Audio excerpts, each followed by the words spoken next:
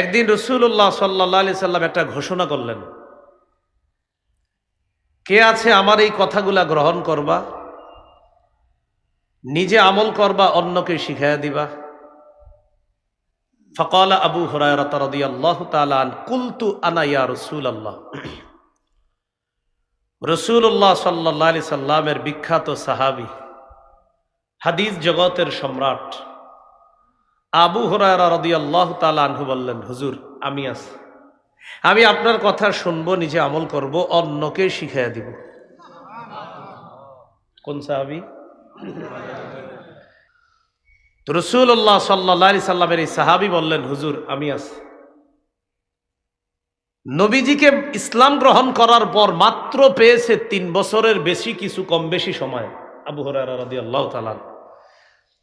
কিন্তু নবীর হাদিস সবচেয়ে বেশি বর্ণনা করা সাহাবীদের মধ্যে তিনি একজন।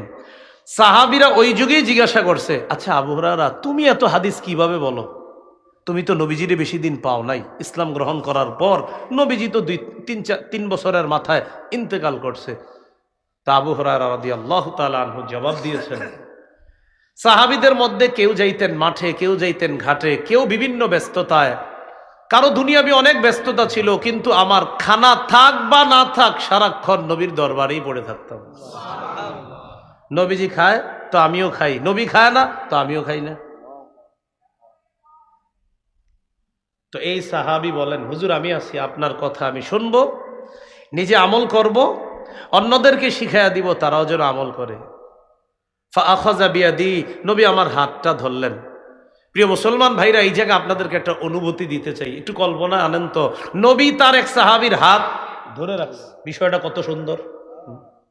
এইভাবে হাত ধরে ধরে নবী তার এক সাহাবীকে, বাবা যেমন সন্তানকে শিখায়, নবী তার ছাত্র আবু হুরায়রা রাদিয়াল্লাহু তাআলা আনহুকে হাত ধরে কত মায়া করে শিখাইতেছে। ফাআদ্দা খামসা, গনে গনে 5টি জিনিস শিখাইয়া দিলেন। 1 নম্বর, ইত্তাকিল মাহারিমা তাকুন আবাদান নাস। হারাম কাজ, হারাম কথা, হারাম কর্ম, হারাম পোশাক, হারাম খাদ্য, হারাম উপার্জন, হারাম মজলিসে বসা, হারাম কথা শোনা, এই হারাম থেকে বাঁচো। এই পৃথিবীর যত মানুষ আছে সমস্ত মানুষের মাঝে তুমি হবা সবচাইতে শ্রেষ্ঠ আবেদ, শ্রেষ্ঠ আল্লাহর ওলি হয়ে যাওয়া।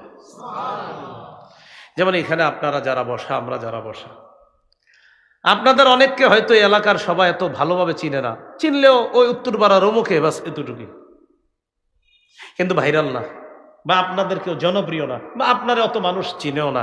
কিন্তু জানেন, আপনি হারাম খান না, হারাম শোনেন না, হারাম পড়েন না, হারাম খাদ্য গ্রহণ করেন না, হারাম কথা বলেন না, হারাম পোশাক পরেন না।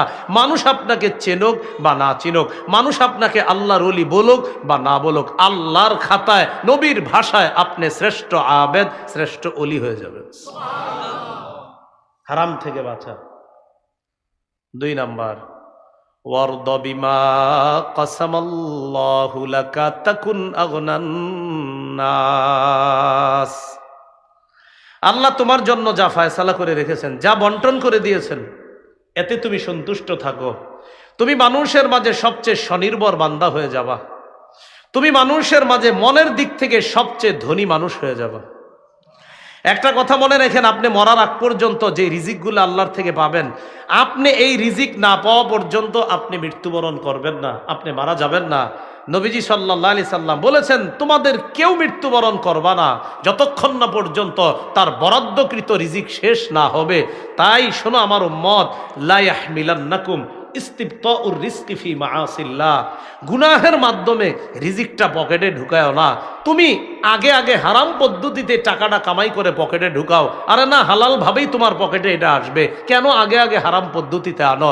তোমার জীবনে আল্লাহ যা রাখছে, তোমার এই জিনিসটা পূর্ণ হওয়ার আগে তোমার মরণ আসবে না। অতএব তুমি হারাম পদ্ধতিতে কিছু তালাশ করবা না, তোমার বরাদ্দকৃত রিজিকটা হালাল ভাবেই আল্লাহর কাছ থেকে তুমি অনুসন্ধান করে চেয়ে নাও, তুমি উপার্জন করে নাও হালাল ভাবে। অনেকে সুদের মাধ্যমে তাড়াতাড়ি ধনী হইতে চায়। এই বেটা জানেন ধনী হইতো, হালাল ভাবেই ধনী হইতো, ওর জন্য আল্লাহ ধনী হওয়ার বরাদ্দ রাখছিল। ও আগে আগে না, আমি আগে ধনী হবো হারাম ভাবে, তো জাহান্নাম কামাই করে। তো 2 নাম্বার, ওয়ারদ বিমা কাসামাল্লাহু লাকা তাকুন আগনান নাস। আল্লাহ তোমার জন্য যা বরাদ্দ করে রেখেছেন, যা ফয়সালা করে দিয়েছেন, এতে তুমি খুশি হয়ে যাও। তাকুন আগনান নাস, মানুষের মাঝে তুমি সবচাইতে স্বনির্ভর বান্দা, মানুষের মাঝে সবচাইতে মনের দিক থেকে ধনী মানুষ হয়ে যাবা। এটা হলো 2 নাম্বার। 3 নাম্বার, ওয়া আহসিন ইলা জারিকা তাকুন মুমিনা, প্রতিবেশীর সাথে উত্তম আচরণ করো, তুমি খাঁটি ইমানদার হয়ে যাবা। আপন 2 ভাই, প্রতিবেশী তো দূরে, তো আপনারা ভাইয়ারা আলাদা থাকেন, আলাদা থাকতেই পারেন, পর্দাপশিদার জন্য আলাদা হয় এক সময় ভাই ভাই। তো আলাদা হওয়া মানে কি আগামী 20 বছর আর কথা বলবেন না দুইজন? 20 বছর কথা বন্ধ। এটারে কেন্দ্র করে ভাতিজা চাচারে সালাম দেয় না কেন? আমার আব্বা আর আমার কাকা কথা কয় না, তাই আমিও সালাম দিব না কাকা।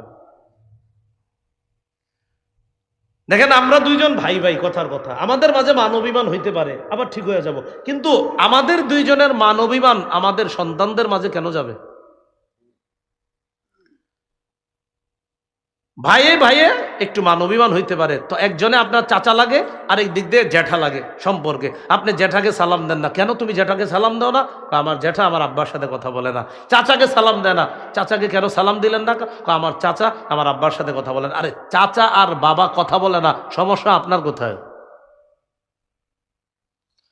তো নবী বলে প্রতিবেশীর সাথে উত্তম আচরণ করো, খাঁটি ইমানদার হবা। প্রতিবেশী পরে, আপন ভাইয়ের খোঁজ নিছেন নিদে, কথার কথা।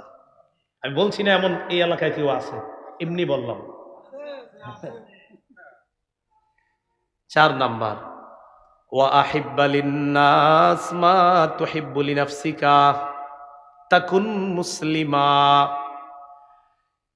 নিজের জন্য যা পছন্দ করবা, মানুষের জন্য তা পছন্দ করবা, তুমি খাঁটি মুসলমান হয়ে যাবা। 5 নাম্বার, ওয়ালা তুকসিরিদ দিহকা ফাইন্না কাসরাতাদ দিহকি তুমিতুল কলবা, আবু হুরায়রা বেশি হাসবা না, বেশি হাসি অন্তর মৃত বানায়া দেয়। অধিক হাসি অন্তর মৃত বানিয়ে দেয়। এটা ট্রাই করবেন কিভাবে? মাঝে মাঝে বন্ধুরা খুব হাসাহাসি করেন, অনেকক্ষণ হাসাহাসি করতে করতে করতে করতে দেখবেন নামাজ পড়তেও আর ভাল লাগে না, কারণ আপনার দিল এমন মরছে, অন্য কিছু আর তেমন ভাল লাগে না, খারাপ লাগে। হাসা নিষেধ না, অতিরিক্ত অট্টহাসি তো নিষেধ। হাসি তো 3 প্রকার, আর তাবাসসুম মুস্কি হাসা, আর দেহকু স্বাভাবিক হাসা, আল কহকহা অট্টহাসি দেওয়া, অট্টহাসি তো নিষেধ। দেহকুন স্বাভাবিক হাসি ঠিক আছে, আমাদের নবীজিও স্বাভাবিক হাসতেন, মাঝে মাঝে স্বাভাবিক হাসতে হাসতে আল্লাহ রসুলের সামনের দাঁত মোবারক গুলোও দেখা যাইত। সুবহানাল্লাহ। এর মানে অট্টহাসি না। তাহলে 5 নাম্বার, বেশি হাসলে অন্তর মরা বানায় দেয়।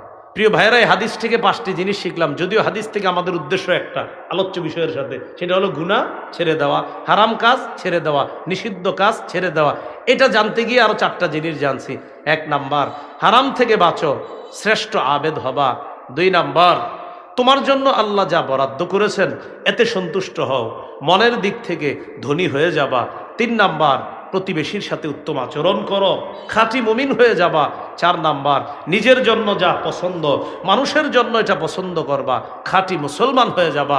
5 নাম্বার, আবু হুরায়রা বেশি হাসবা না, বেশি হাসি অন্তর মৃত বানিয়ে দেয়। প্রিয় ভাইয়েরা, যুবক ভাইয়েরা, অনেকে আছি আমরা, মাঝে মাঝে 4-5 জন একসাথে হইলে, আমি বলছি না হাসাহাসি করা একদম নিষেধ, আপনি হাসবেন, লিমিটের মধ্যে হাসেন, কিন্তু এত পরিমাণ হাসেন যে হাসতে হাসতে ওই মজলিসটা শয়তানের মজলিসে রূপান্তরিত হয়ে যায়। এর মানে শয়তান আপনাদের চারদিক থেকে ভয়ঙ্করভাবে ধোঁকা দেওয়ার চেষ্টা করে। আল্লাহ আমাদেরকে হেফাজত করেন।